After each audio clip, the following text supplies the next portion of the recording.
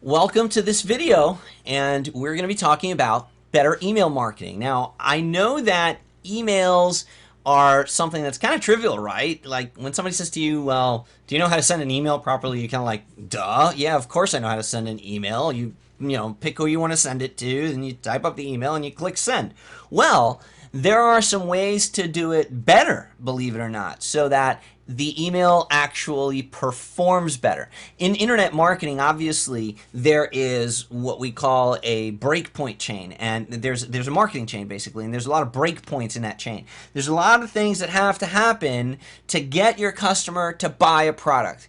And especially when you're trying to drive the traffic through emails, whether you're sending the emails that contain a link or you're providing emails for your affiliates to send that contain a link, basically the email has to first make it into the inbox and get seen. Then the subject line has to be compelling enough for them to open the email. Then the email copy or the body of it needs to look right and needs to sound right to them or read properly in order for them to click on the link. Then they get to your page. Now they have to be captivated by what they see on top of the page. Then they have to, want to, scroll down and click your buy button. There's a lot of links to this chain to get people to buy from you. And every single one of those links is a potential breakpoint. So you could be doing a whole bunch of them really well, but then the moment that they get to the one link in your chain where you're not doing it well, boom, you just lost that person. So it doesn't matter how good you do everything that leads up to that breakpoint. The fact that you were doing one thing wrong screwed up your entire sales process. Does that make sense? So there is, in fact, ways to send emails that are better, that are going to work better, that are going to get into the inbox better. And I think a lot of people mess this up nowadays because they don't bear in mind all those breakpoints. People are looking at your email on mobile devices now. They're looking at them on their phone. They're looking at them on their iPad, on their tablet, on their PC, on their laptop. There's all different ways that they might be looking at the email. And the email needs to look good. It needs to look legible. It needs to be properly formatted across all of those devices. And I still see people making these big mistakes where they don't consider that. They just think, oh, well, I'm just going to, take this, copy this and paste it here and boom, they're going to get my email and that's that. And if they don't like it, well, too bad. Well, too bad for you because you're not going to make a sale. The majority of people, I think something like 60% or I don't know, don't quote me on that. They're looking at your email and they're looking at their emails through a mobile device, right? So there's a lot of things to consider there. How is your email looking on that mobile device? Is it properly formatted? Okay, are you formatting for mobile? For example, when you type up the email, how many characters are you typing on one line? Are you typing all the way to the end of the page? Because remember, when people are looking at this on their phone, they're usually holding the phone straight up. It's not sideways. So it's not horizontal. It's usually vertical, which means that there's a narrow column that they're reading the text from. And if you're not formatted to be within that narrow column, your email is going to look like crap. There's going to be all kinds of formatting indentations and things like that. This affects the viewer's propensity to continue reading, and it affects the amount of people that'll click. The average person will just, if it doesn't look right to them, it's not appealing, they're just going to delete it. In your mind, you're thinking, yeah, no, they'll just save it till later, and then they'll read it when they get to their computer at home where it's going to look beautiful. Wrong. Thanks for playing. You just lost a sale. I got that sale because I was formatting properly. So these are simple things to do, by the way. I'm not talking about you need all kinds of special software and things to make this work. No. Just, generally speaking, when you're using Aweber, for example, as your autoresponder to bulk email people, I like to keep my sentences no further than 40 characters when I'm using the default font size. Okay? Obviously, this will change. If you're using a really large font, the character count comes down. If you're using a really small font, which you shouldn't because now it becomes hard to see, the character font will go up. The character count will go up. Right? So the important thing to consider is that in this narrow column of the mobile device that they're using, typically a phone, it's going to be compressed, right? So you don't want to be typing email. And I see this so often where people just, they're typing and they're typing and they're typing and they're typing and like their email just goes all the way. I get like to the first 3 or 4 words and I'm like, oh, come on, this guy's an idiot. If you don't know how to format an email properly, what on God's green earth makes you think that I'm going to take, marketing advice from you? You don't know how to send an email.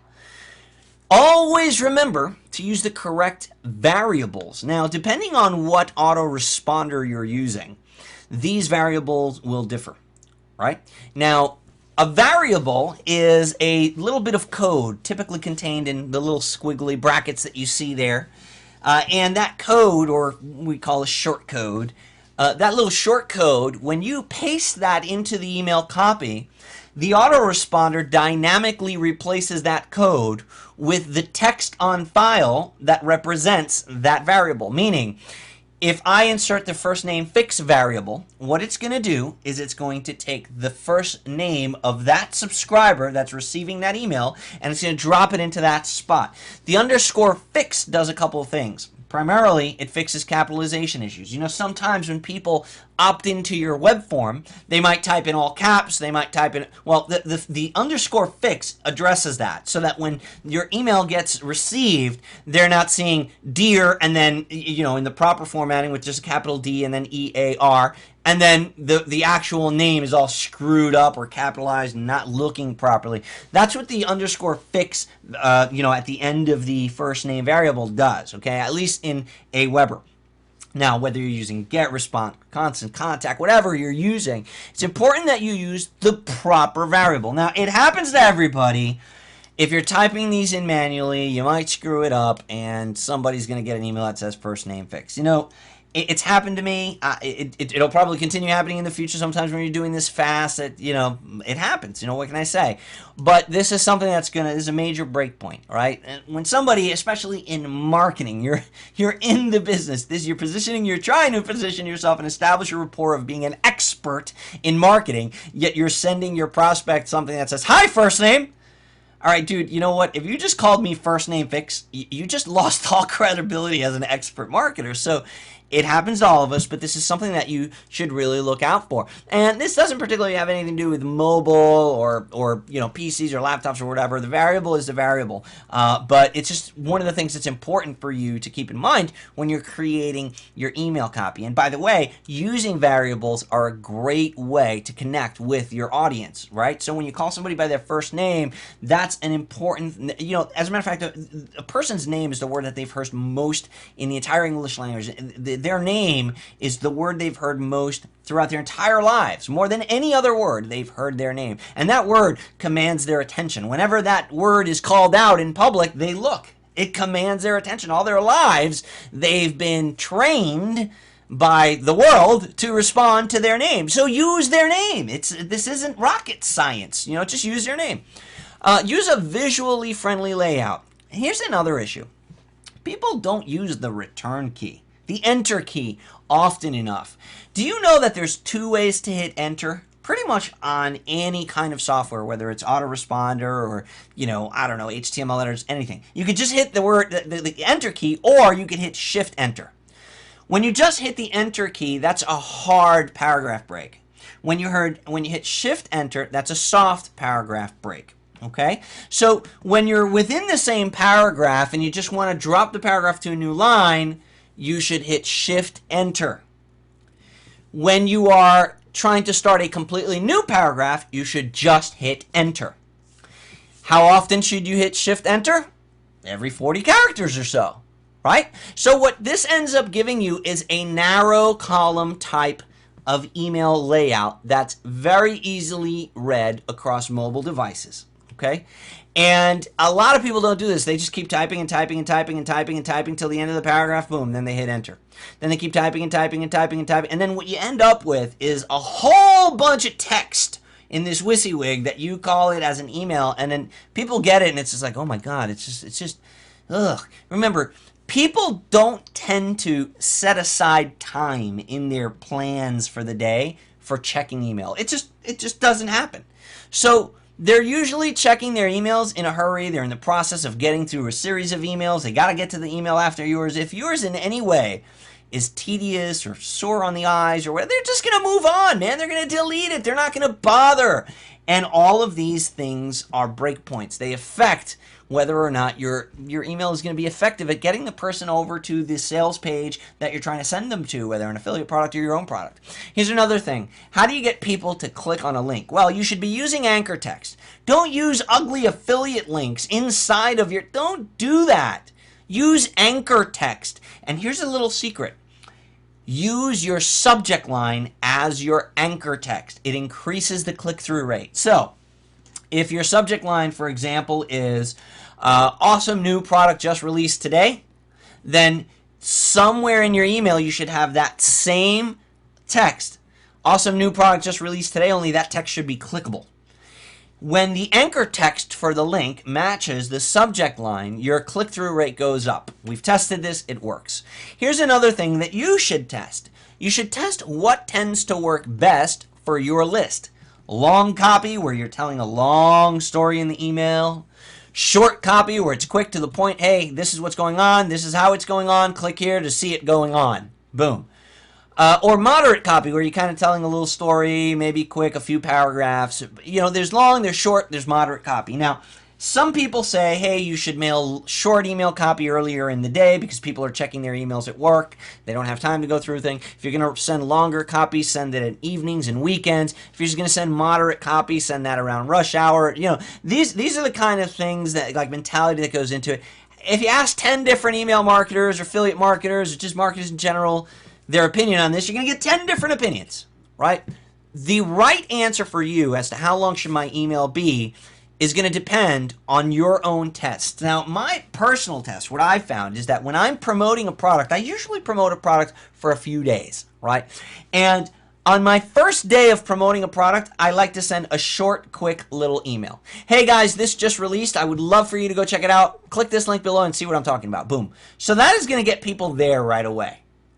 Now, on the second day, I'll send a little bit longer of an email. Hey, man, not sure if you saw the thing that I sent yesterday, but the reason it's awesome and that a lot of people are clicking on it is because this, that, the other thing. Here's what a lot of people found. It's moving, it's grooving, it's awesome. You should check it out. Boom. All right, so a little bit, more moderate copy. And then towards the end of the campaign, I'll actually start getting short again. So in the beginning of the campaign when I'm promoting, so let's say that I was going to send 5 emails. My first email would be a short email. My second email on day 2 would be a little bit longer, so like a moderate copy. My third email, the one right in the middle of the campaign, is the longest one of all. Then I go back down to a moderately sized email, and then the last email of the campaign is going to be short. So short, moderate, long, moderate, short. Okay? And that's the way that I have found to get the highest amount of click-throughs over time and the highest conversion rate of my emails. Okay, so what I wanted to talk to you about now is subject lines. Subject lines are really, really important, okay? Now, getting to the email inbox is equally as important because before they even read your subject line or even see it, you have to make sure that you got into the inbox. And there's a lot of ways to do that, getting people to whitelist your email and not using spammy content, spammy words, running your content through, your spam assassin score, checking your spam assassin score, making sure that you're not using certain words that are going to trigger the spam filter. So those things are all important. But we're not talking about that in this video. What I want to talk about in this video is subject lines. And one of my friends, a really good friend of mine named Kenster, recently shared some cool subject lines. As a matter of fact, here are the subject line styles. You can follow Kenster on Facebook. He's a really, really cool guy. His name's Ken Spanner. He's got an excellent product called Six Figure Business Academy that you should check out. Kenster is awesome. He's one of the most well-liked marketers, and he posted this on Facebook, and it's some subject line styles that he's used very successfully in his own marketing. And when I saw it, I was like, wow, that is amazing. I love Kenster stuff, and this is the reason why. So I decided, well, I'm going to share that with my people. So props to Kenster. Follow Kenster. This stuff and these subject lines come from him, and I love them. I've started using some of them myself, and as a matter of fact, just last night I used one, and I had awesome results with it. I'll share with you in a minute the one that I selected. But these are the different groupings that Kenster provides. And he says your subject subject lines should deal with these certain emotions: fascination, qualification, curiosity. You should have questions as subject lines, benefits. You should be a reporter. You should have reporter subject lines, universal issues, urgency, numbered lists work very well, and controversial subject lines all work very well. Remember, the whole purpose of the subject line is for people to read it and then click. They have to click to open. So every part of the marketing chain, the purpose of every single part of the marketing chain is to get them to the next part. That is the purpose of every part. So the purpose of the subject line is to get them to the email copy. The purpose of the email copy is to get them to the sales page. The purpose of the sales page is to get them to the order page, etc. So this is the subject line section, and the purpose of these subject lines is to get people to open it. Okay, so let's go take a look at some of these subject lines here so that your wheels can get turning. And again, they don't have to be exactly like this. As a matter of fact, derivatives of these subject lines. You should use these as a way to come up with ideas for your own subject lines. But let's look at the fascination ones first, okay? So here's an example.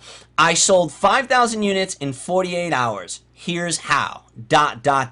Now, you'll notice that a lot of these email subject lines end with a ... or a dash or some sense of suspense, right? So the reason for that is you want people to long for the second half of that statement. So when they're reading the email subject line, they should be left in suspense a little bit, right? So they're like, hey, I found a great way to do XYZ. And ... And then it's like, oh, well, what do you mean? And then now they have to click and open the email to find out. So these sorts of formats turn to work well. The major mistake that's crippling your sales figures ... Well, these are fascinating emails because making like, huh? Wow. Like there's a major mistake? This program could change internet marketing forever. It could?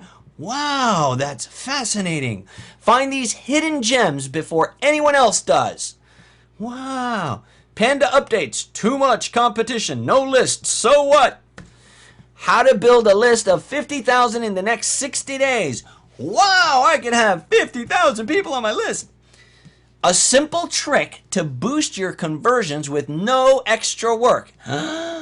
Again, something that gives you that wow factor, that fascination factor. A fantastic way to turn $10,000 into $10,000. I'm sorry. A fantastic way to turn $10. Tongue twister. A fantastic way to turn $10 into $10,000. Oh, look, Google's done it again. This means trouble. So you see how it's kind of leaving people hanging on the subject line? It's like, this means trouble. What means trouble? Wait a minute. Let me click here. This is fascinating. 15,000 clicks in 12 hours. You've got to see this, right? So again, fascination and suspense. Let's go to the next group, qualification.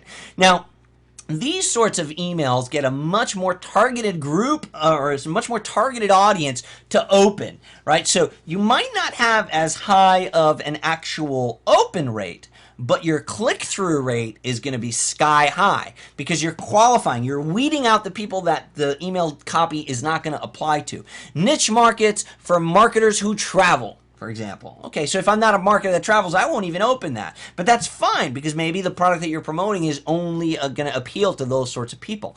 If you know how to ... Okay, so obviously qualifying somebody would, if you know how to, and then you would insert the topic you're talking about. Don't read this email unless, and obviously insert the thing you're talking about. If you're only interested in making money, ignore this. Wow.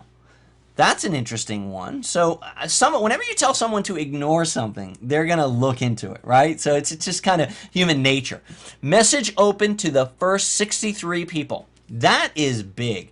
When you put, because what they're doing here is they're putting scarcity as well. You're using scarcity as part of the subject line because you're like, oh, wait, am I one of the 63? Boom. Oh, yeah, okay, I was able to open it, right? Only 5% will qualify. Well, am I one of the 5%? Wait, what do you mean? What's the qualifications? Boom. They don't even know what you're talking about yet. But again, these are suspenseful qualifying subject lines. Only read this if, and then you put in your qualifier there. Only read this if you're a parent. Only read this if you're a male. Only read this if you're a female. Only read this if you breathe oxygen. Whatever, insert it there. Wanted. Bloggers who write their own content. I don't tend to like using the wanted subject line. Now, this has had great success for a lot of people in specific niches. This is something you'd want to test. PPC experts only. Again, very qualifying, right? Very, very qualifying. This will only apply to the top 5%. Well, I'm in the top 5%. So again, this is going to cause a specific type of audience to take action and thereby expose your actual body, the body of the email is what I'm talking about, to the specific eyeballs that you want looking at it. Curiosity, this is the other group. Do you actually hate me? Now, this is awesome. That kind of a subject line is going to do two things. Number one, it's going to get a huge amount of opens. The other thing it's going to get you is probably a whole bunch of replies. Okay, so, but again, this is inciting action. It's getting people to interact with you, which is a good thing always. I'm about to burst into tears. About what? Makes you curious. That's it. I'm through. Why? Wow, I love this thing so much. What thing? Again, curiosity. Anytime you write a subject line that's triggering curiosity is going to give them a reason, and a compelling reason nonetheless, to open the email. This thing is going to change my entire business. What? My most embarrassing moment. Ooh, what was that? So you see the feelings that you're triggering in people, the hot spots that you're triggering? I made this for you. Oh, you did? What? What'd you make for me? I owe you an apology. Damn right you do. About what? And then they're going to open it, right? My secret weapon. Ooh, I knew it. You were hiding something. What is it? And then they're going to open it. Curiosity. Things my 10-year-old taught me about selling. Huh. That's probably going to be a good one. I've never used it, but I might.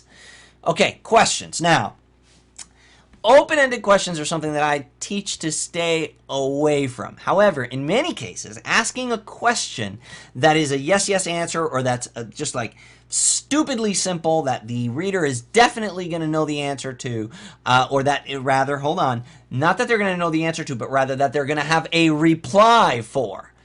If you ask a question that they're going to have a reply for, it will work very well to get them to open the email.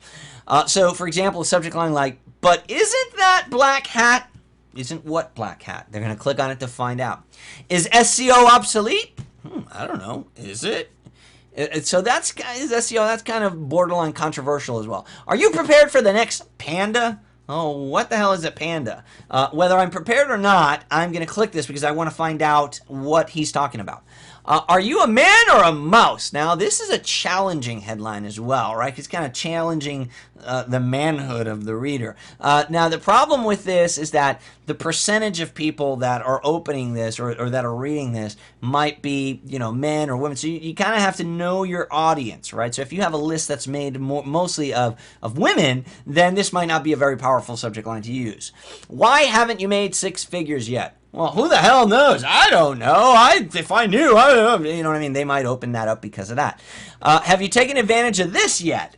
That's going to work really well because people are thinking, oh, well, hold on, am I missing out? What is it that he's talking about? And they're going to click. So again, curiosity is going to work well with all of these, right? How long does it take you to write a sales letter? CPA network treating you fairly? How much could you have made? That's a good one. How much could you have made if, right? Because what do you mean? How much could I have made if what? And could you pass this test? So again, these are question email subject lines that have actually fared very well for Kenstar. Benefits. So if you can mention a benefit in the subject line, that's powerful. Particularly if someone is actually looking to have that benefit in their life. So if you're addressing a benefit or a solution, if you're putting in front of them a benefit of a solution that they crave, then you're going to get a high open rate on that email. Solve your SEO problem in the next 2 hours. So they're putting urgency in there. They're actually talking about SEO. So again, very, very tailored for that particular audience. So if you're not into SEO or if you don't want to know anything, you just skip over this. But if you are and you're promoting an SEO product, this is going to put the right eyeballs on that link. How to add 100 pages to your blog by next week. Well, I don't know. That sounds complicated. I don't think that would be for me. But for someone that's a blogger, that might be a very important thing. Program yourself to double your productivity. These are great subject lines because who doesn't want to be more productive? This is not niche dependent. This is not industry dependent. This is not, person. As a matter of fact, productivity is something that applies to anyone in any niche, of any gender, of any age, right? People want to be more productive, right? You want to produce more. You want to make more with what you have. So that is a very powerful one. Program yourself to double your productivity. Or how about something that says double your productivity using this, right? How to use PPC to boost sales without losing your shirt. How to keep site visitors on your blog for 5 minutes plus. Now, if anybody knows about bounce rates and site time, you know that 5 minutes is quite a bit of time, average time on site, so time on site is usually, in the seconds, let alone 5 minutes. Ask me anything about improving your business. Well, that's another one that's going to get you a lot of replies. Creating a top-selling WSO is easier than you thought. So if you're trying to reach the WSO market, again, that's a benefit for someone. Oh, wow, so it's easy. Yes, I've been trying to figure out a way to do that. These are the secrets only six-figure marketers seem to know. Now that's a benefit. I'm gonna be able to have a six-figure secret. This affiliate marketing expert reveals all his secrets. How to impress your clients for $10. Now that's really cool, right? I would love to know how to impress my clients for $10. Let's move on to the reporter ones. Okay, so this is like you're announcing some news, something like important that just happened, or that you're just reporting something.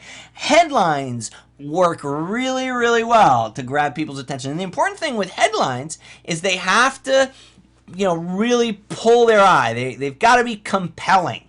So there's, you got to hit on the person's hot spot. You got to hit their curiosity, and you've got to make them want to open it. And the headline has to have shock value, right? So the reporter headlines, the reporter subject lines are really like newspaper headlines, the way that I see them. So imagine a subject line that says, "Big lies IM gurus are still telling." Oh my God, the humanity. What are they still telling me? And then they're going to click to see what you're talking about. The internet marketing fiasco. Now that is the subject line that I just recently used. I actually used the affiliate marketing fiasco. Huge open rate and huge click-through rate, worked amazing for me. So there you go, little secret. I just used that, and I got it from Kenster. Thanks, Ken. And now we've got, I have some important news, ... Well, what's your news? This is going to get such a huge open rate. Now, depending on what the news is and whether or not it applies, you're kind of, you're kicking the can to the next break point. You're getting people to open the email, but now it's not very targeted. So everybody is going to open it, whether it applies to them or not. You might be promoting a SEO product, a Facebook product, a golfing product, who knows? You might have important news about improving your golf swing, or you might have important news about list building. So every single person that's on this list is going to open this, but now you're going to have a very low click-through rate because you didn't qualify in this headline, right? But you got them in. So if your goal is to get as many eyeballs on a link as possible, then that's the kind of line that you use. 7-figure marketer misses out on 1.5 million. New case study, right? So that's another one. It's like a headline. It's like something you'd read on the top of a newspaper. New case study on 2012's hottest niches. The big traffic generation model surefire methods, or rather, surefire methods to business suicide. Now that's something that would work really well, right? Surefire methods to business suicide. Why would I open that? Well, because I don't want to commit business suicide. The latest statistics on IM failure rates. Popular myths that everyone believes. That's a good one, right? So what's a myth? And what myths are you talking about that are popular? And is that something that I believe, right? So again, you're piquing my curiosity. I'm gonna go in there and put it in. A ClickBank Pro finally speaks. So this one kind of insinuates the fact that no ClickBank professional has ever spoken before, right? But again, these pull on the right emotions, and they're gonna get people to open up. Universal issues, things that kind of appeal to the majority of your readers. Still not making 1,000 plus sales? We'll show you how. Not getting enough traffic?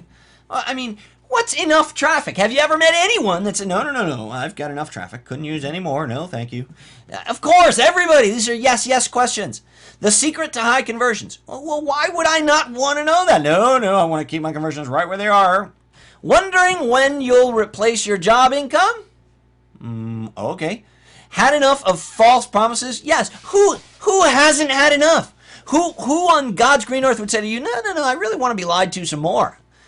If you've ever wanted a surefire way to find a profitable niche, dot, dot, dot, right? Now they're going to open up to find out, well, what do you mean? What's he talking about? The cheapest way to get 10,000 subscribers. Well, okay, awesome. I want to know the cheapest way. You know, who wants the most expensive way? Nobody wants them. You could say the cheapest way to anything. And they're going to, you know, insert whatever item there. The cheapest way to, you know, improve your golf swing. The cheapest way to learn how to swim. The cheapest way to, you know, get rich. Whatever. It's everybody wants to know the cheapest way to do something. The fastest way, just the same exact thing. The fastest way to attract big time affiliates. The fastest way to learn to swim. The fastest way to make money online. The fastest way to anything. It's a universal desire, right? To be the fastest, to have the cheapest. You know what I mean? I was wasting my time with niche marketing until dot dot dot, again, a suspenseful one. How to overcome your fear of failure. That, you know, that's another one. Universal. Who is not afraid to fail? Well, you know, there's a lot of people out there that aren't afraid to fail, but who hasn't failed, right? Who hasn't experienced failure? Who hasn't had to deal with that question at one point or another in their life? Urgency. Urgency is very powerful. You've always heard me talk about FIGS, fear of loss, indifference, greed, and sense of urgency. Things like, it's almost over, dot, dot, dot. Well, what's almost over? I better hurry up. I better click this right now. Only 17 left. Oh my God, am I going to be number 16? You have 48 hours. Oh my God, wait, starting from right now? Wait, let me find out. This is happening tonight at 10 p.m. Oh my God, let me go in there. Attention, don't let this opportunity pass you by. Time's nearly up. Last chance. The deadline is Monday, the last day.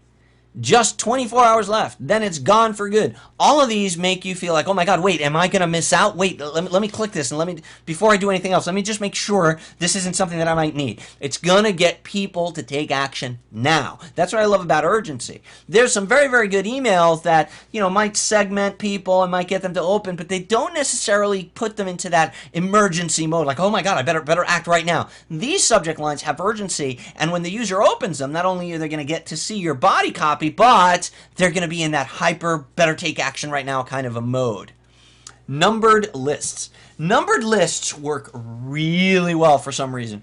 People just love that, you know, that exactitude, that specificity of an amount of things. 10 things you need to know before you start PPC, before you start this, before you start that. Again, you can replace PPC with anything you want. 7 things that will guarantee your failure.